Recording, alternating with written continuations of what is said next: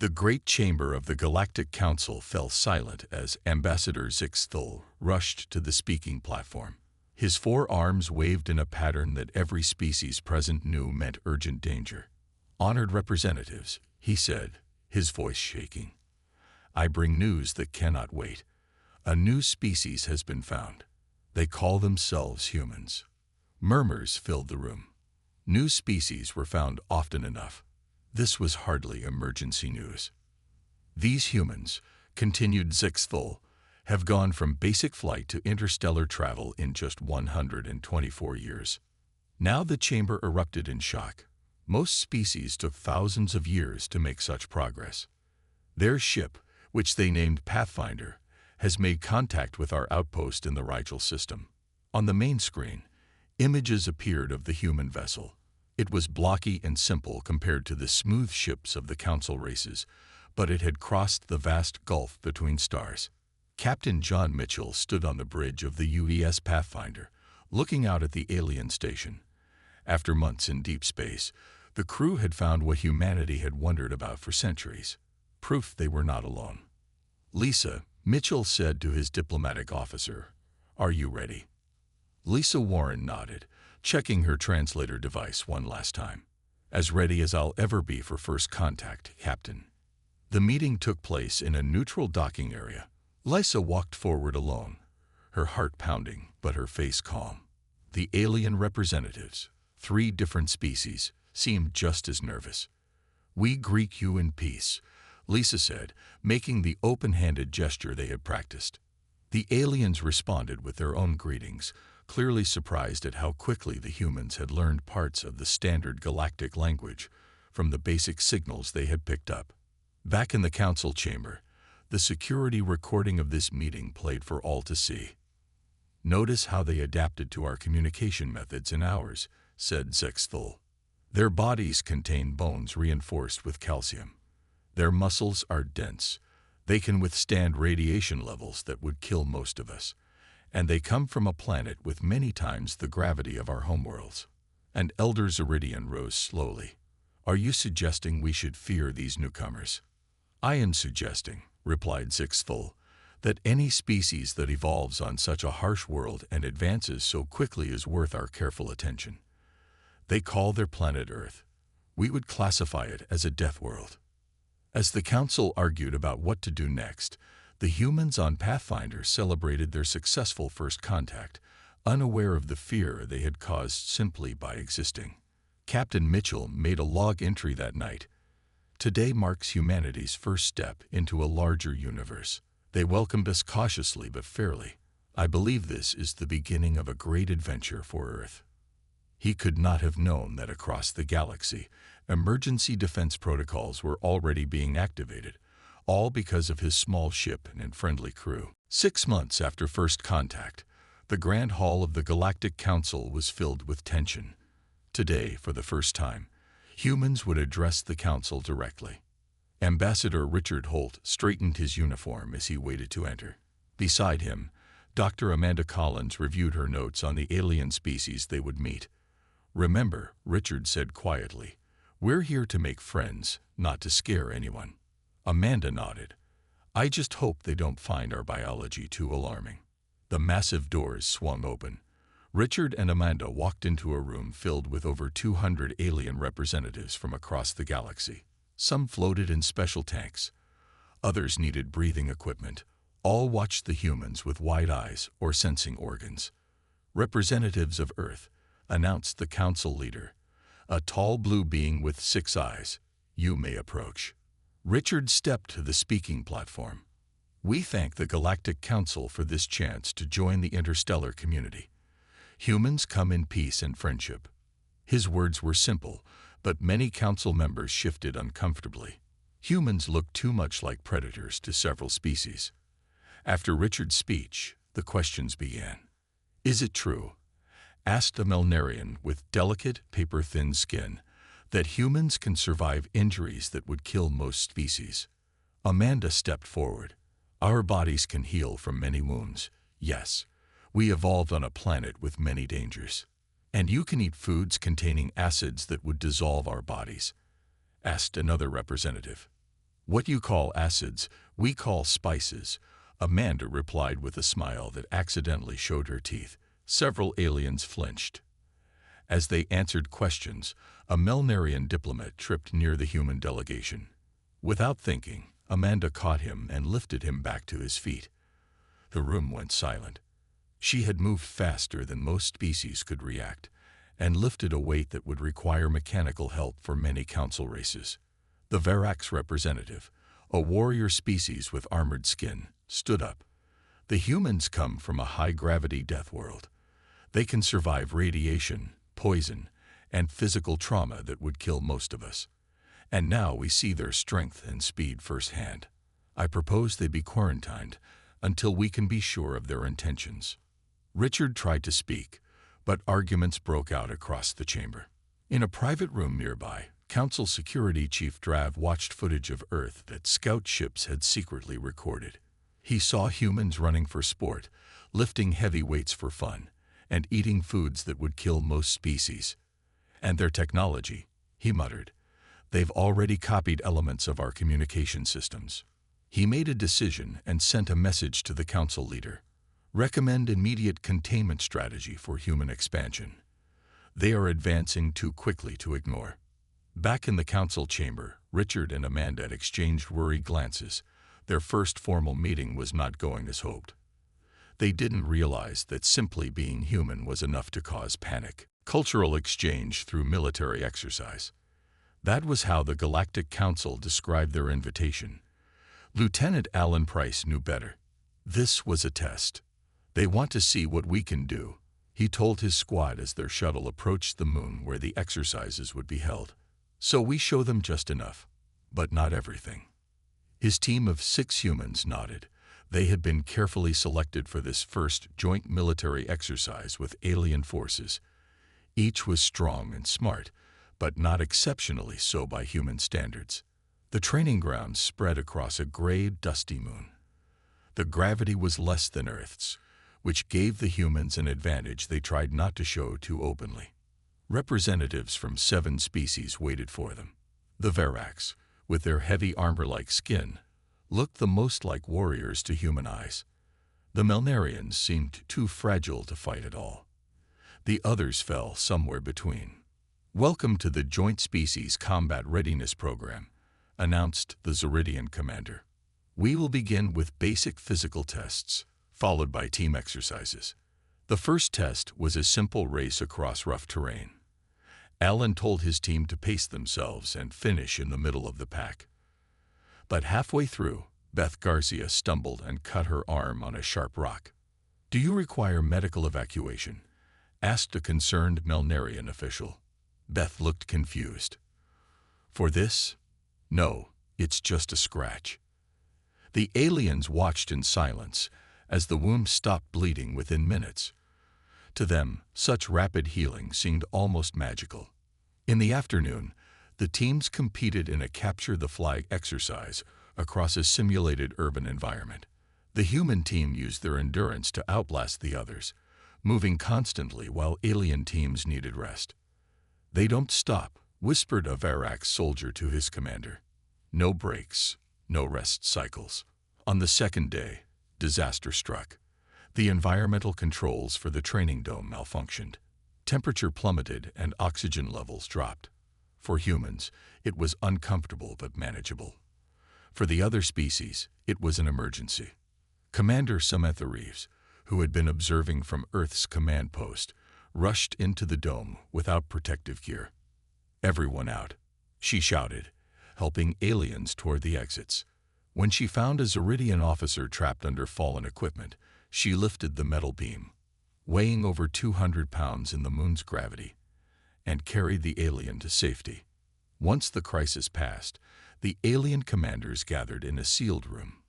You saw what the human female did, said the Verax leader. That beam would require 2 of our strongest soldiers to move. And they continue to function in conditions that sent our troops into survival shutdown, added the Melnarian representative. Most concerning, said the Zeridian, is how they adapt to new situations. They change their plans instantly when conditions change. No pre-programmed responses. In orbit above them, the Council observation ship recorded everything. The data was sent directly to a secret session of the Council's Security Committee. The humans display concerning abilities, said Ambassador Zixthul. Physical strength, environmental tolerance, rapid healing, and tactical adaptability. Are they a threat? Asked an elder member. Unknown, replied Zixthul. But consider this. The humans sent what they called average soldiers, not their best. The Security Committee voted to increase surveillance on Earth and to begin planning for possible containment measures. Meanwhile, Lieutenant Price and his team received congratulations from Commander Reeves.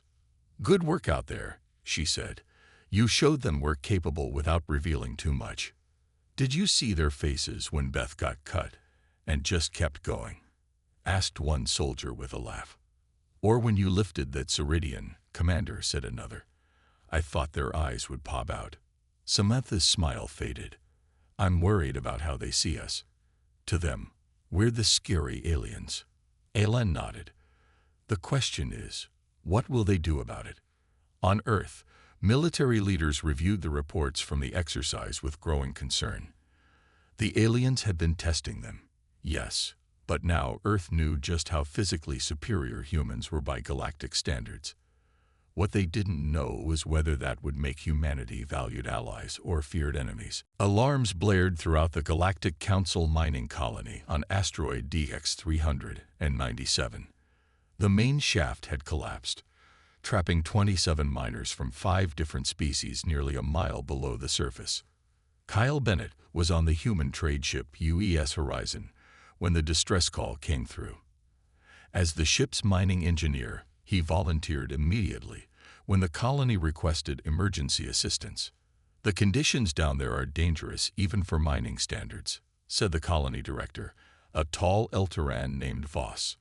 Temperatures have risen to levels lethal for most species, radiation from exposed minerals is increasing, and oxygen is limited. Kyle nodded as he put on his basic environment suit. I understand the risks. Voss's 4 eyes blinked rapidly in surprise. Your suit cannot possibly protect against these conditions for long. It doesn't need to, Kyle replied. Humans can handle more than you think. The medical officer for the rescue team, Olivia Grant, was already preparing emergency supplies. She had worked in disaster zones on Earth and knew exactly what they needed. Most of the trapped miners will be suffering from heat exposure, radiation poisoning, and likely crushing injuries, she explained to the alien medical staff. We need to move fast. The alien doctors exchanged looks. For their species, such conditions would already be fatal. The rescue team entered the damaged shaft using a drilling vehicle. As they descended, temperatures rose and radiation levels climbed higher than safety protocols allowed. 2 alien crew members had to turn back when their protective systems failed. Kyle pushed forward, digging through the rubble with both machines and his hands when spaces were too tight for equipment. Sweat poured down his face as he worked without breaks, stopping only to drink water when Olivia insisted. You need to rest, she told him after 12 hours of continuous work. Kyle wiped his forehead. Not yet. I can hear them through this section. We're close. The first miners were reached 16 hours into the rescue. Olivia treated their injuries while Kyle continued clearing paths to reach the others. The aliens were amazed that the humans could still function effectively. Your internal temperature should be dangerously high by now, said a Melnarian doctor who monitored them remotely. We're sweating, explained Olivia as she set a broken limb on a Zeridian miner. It's how we cool down. You release water through your skin, voluntarily. The concept seemed to disgust and fascinate the alien doctor equally. By hour 37, all miners had been rescued. Kyle and Olivia, though exhausted, had worked continuously with only short breaks for water and energy bars. The colony leaders were stunned. No other species could have survived those conditions for so long, Voss told them during the recovery debriefing, much less continued performing complex tasks. What the humans didn't know was that detailed reports of their physiology and performance were already being sent to the Galactic Council's highest security level. In an unmarked chamber deep within the Council headquarters, senior representatives viewed the data with growing concern. First, they demonstrate superior strength and healing, said a Verax general. Now we see they can function in environments that would kill most of us within hours. Their endurance is most troubling, added a Zeridian scientist. The female medical officer performed delicate procedures after 30 hours without sleep, with minimal decrease in efficiency. Ambassador Zixthol tapped his claws on the table nervously. There is another hypothesis we must consider. What if humans are not a natural species? The chamber went silent. Explain, demanded the council leader. Their capabilities match the rumored bioweapons of the ancient Krell Empire, Zixthol said quietly. Perhaps humans were engineered as soldiers long ago and then abandoned on Earth. Back on the UES horizon, Kyle and Olivia received thanks from the rescued miners, unaware of the fear their heroic actions had caused. We just did what anyone would do, Kyle said, uncomfortable with the praise. But across the galaxy, military leaders of a dozen species were preparing for the worst. Humans, they now believed, were not just primitive newcomers. They were potentially the most dangerous species the galaxy had seen in millennia. Dr. Jason Miller stared at the equations floating in the holographic display. For 6 months, his team had been working to improve the alien propulsion technology that the Galactic Council had reluctantly shared with Earth. Nicole, look at this, he called to his colleague. Dr. Nicole Williams looked up from her workstation and walked over. Her eyes widened as she studied the numbers. Is that right? We've doubled the efficiency. Jason nodded. By combining their quantum field mechanics with our understanding of particle acceleration, yes. The new drive uses half the fuel for the same distance. Within days, news of the breakthrough reached the Galactic Council. Council scientist Dr. Threllax was assigned to verify the human claims.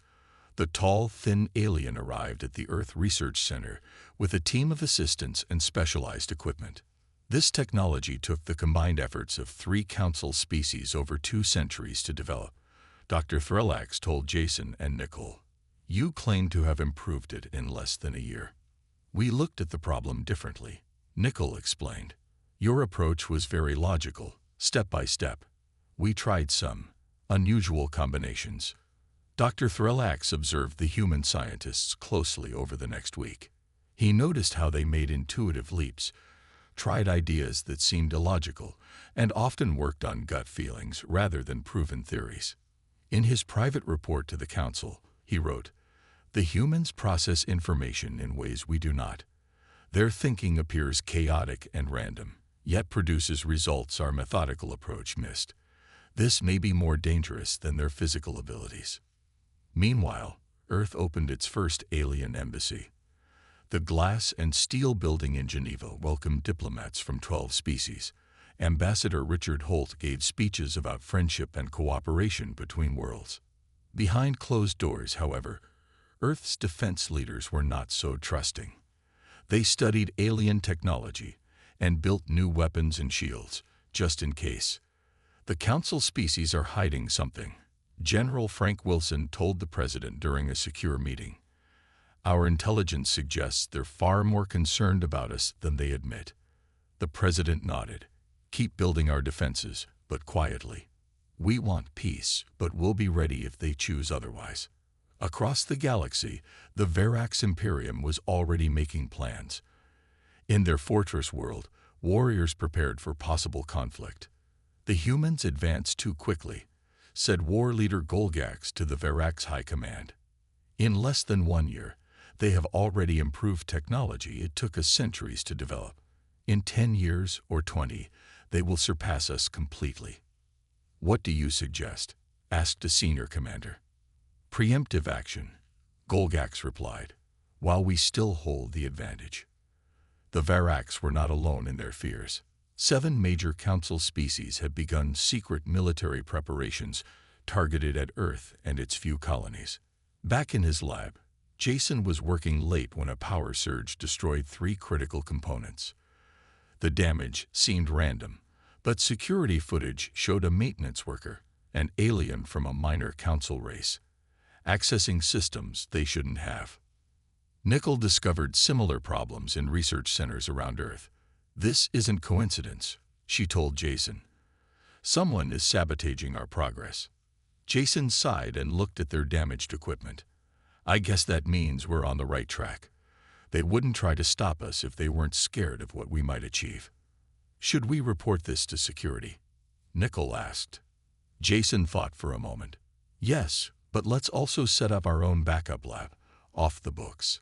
If someone wants to slow us down, we'll just have to work twice as hard." As Earth scientists pushed forward, unaware of how their rapid progress terrified the galactic community, the Council called an emergency closed session. The topic: the Human Containment Protocol, a plan that, if approved, would isolate Earth from the rest of the galaxy, by force if necessary. The Great Chamber of the Galactic Council was sealed tight. No recordings were permitted. No assistants or junior members allowed. For the first time in 300 years, the Council had invoked the highest security protocol. "We will now vote on Resolution 7729, the containment of Earth," announced the Council leader. As a reminder, this measure would authorize military action to isolate the human homeworld and colonies from the rest of galactic society. Ambassador Zixthol rose to speak. "The evidence is clear. In just 18 months since first contact, humans have copied and improved our technology, demonstrated concerning physical capabilities, and expanded to 3 new colony worlds. They are spreading too fast." The Melnarian representative spoke next. "We have coexisted with many species, but humans are different. They think differently. They adapt too quickly. The risk is too great." Across the chamber, other voices joined the debate. Some argued for patience, others for immediate action. The vote seemed to be tilting toward containment. None of them knew that Human Intelligence Officer Daniel Harris was listening to every word. Stationed at Earth's small council embassy, he had placed detection devices that even the advanced council security had missed. As the debate continued, he sent encrypted messages back to Earth. Ambassador Richard Holt received the warning while meeting with Earth's Defense Council. His face grew grim as he read the report. "They're voting right now on whether to isolate Earth by force," he told the assembled leaders. "According to our source, the containment protocol would include a blockade of all space lanes to Earth and a ban on all technology transfers." General Wilson slammed his fist on the table. "So all this talk of friendship was a lie?" "Not from all of them," Holt replied. "Some species are arguing against the measure, but we need to act quickly." Within hours, Earth's small fleet of warships moved to defensive positions. Colony worlds were warned to prepare for possible hostilities, and Ambassador Holt requested an emergency meeting with the full Galactic Council. When the council doors opened the next day, the members were shocked to see Holt walking in confidently. "Honored representatives," he said, his voice calm but firm. "I come to address concerns I believe you have been discussing about Earth." Stunned silence filled the chamber. How could he know about the closed session? "Specifically," Holt continued, "I understand a vote was taken on whether to forcibly isolate my species from the galactic community." The council leader's skin changed from blue to gray in shock. This was a closed meeting. No information was supposed to reach us. Holt finished for him. "Yes, I'm aware. Just as we're aware that several council vessels are currently moving toward human space in attack formation." He activated a small device that projected images of Verax warships near Earth's outer colonies. "You spy on council deliberations," the Verax representative shouted in outrage. "We protected our interests," Holt replied. "Just as you would. But I'm not here to trade accusations." He looked around the chamber. "I'm here to ask a simple question. Why are you so afraid of us?" From the back of the chamber, a small representative from the Eltaran species stood up. "Because they have been afraid of any species that might threaten their control." Murmurs spread through the room as the Eltaran continued. Many of us have been pressured to follow the major powers for centuries. Some of us see humans not as a threat, but as potential allies against the Council's forced consensus. The chamber erupted in argument. The carefully maintained unity of the Galactic Council was cracking. Several smaller species declared support for Earth, while the major powers demanded order. In the midst of the chaos, Holt received an urgent message. Earth's defense network had detected a Verax battle fleet jumping into the solar system, despite the ongoing negotiations. The containment had already begun. The first attack came without warning. 3 Verax battleships opened fire on the human research station orbiting Europa, Jupiter's icy moon. The station's shields, newly installed and untested, flared bright blue under the assault. Inside the station, alarms blared as scientists rushed to evacuation pods. The station commander sent an emergency signal to Earth. Under attack. Verax ships. Request immediate assistance. Captain Laura Peterson and the UES Defender were on patrol near Saturn when they received the distress call. The Defender was Earth's newest warship, equipped with weapons and defense systems based on modified Council technology. All hands to battle stations, Laura ordered. Set course for Europa. Maximum speed. The Defender arrived just as the research station's shields were failing. Without hesitation, Laura positioned her ship between the station and the attackers. "Attention Verax vessels," she broadcast. "This is Captain Laura Peterson of the UES Defender. Cease your attack on our civilian research facility immediately." The Verax ships responded by targeting the Defender. Energy beams lashed out, expecting to cripple the human vessel quickly. Instead, the Defender's advanced shields absorbed the attack. Then Laura gave the order to return fire. "Target their weapon systems only," she instructed. "Let's show them what we can do without destroying their ships." The Defender's main weapons fired. Technology that humans had not only copied but improved upon. Precise energy blasts disabled the weapons on 2 Verax ships. The third took more serious damage when it tried to ram the human vessel. The battle was over in minutes. The Verax fleet retreated, shocked by the human ship's capabilities. Videos of the short battle spread quickly across the galaxy. Many Council species had believed the Verax would easily defeat the primitive humans. The reality sent shockwaves through the galactic community. In the Council chamber, the Eltaran representative stood again. "You see, humans defended themselves without destroying their attackers when they could have." Meanwhile, the Verax attacked a civilian research station without provocation. Other representatives from smaller species joined in. The Nixids, gaseous beings who had been quietly studying humans, spoke up. "For centuries, we have been told that certain species are too dangerous to join the galactic community as equals. Now we learn that several Dithworld species like humans were systematically eliminated by Council founders." Ambassador Holt, still present in the chamber, looked shocked. "What do you mean, eliminated?" An ancient Ceridian, older than any other in the Council, slowly rose. "It is time for truth. The original Council species feared competition. Any species with significant physical or mental advantages was deemed a threat. Some were quarantined. Others suffered accidents." The chamber erupted in outrage. Smaller species that had long suspected such things now had confirmation. 7 species immediately declared independence from Council authority and requested human protection. Across the galaxy, battles broke out as the Council fractured. Major powers tried to maintain control while formerly submissive species rebelled. On Earth, military leaders watched the chaos with concern. "We never wanted war," General Wilson told the president. "But it seems we've become the center of a galactic civil war." The president nodded gravely. "Then we will stand with those who seek freedom." Earth's small fleet deployed to protect newly independent worlds from Verax attacks. Human adaptability proved more valuable than ancient technology as the conflict spread. Captain Laura Peterson found herself commanding not just her own ship, but a mixed fleet of vessels from 5 different species. During battle planning, she noticed how each species approached problems differently. "That's our advantage," she told her officers. We think differently from each other. The Council tried to enforce one way of thinking, one approach. Together, we're unpredictable.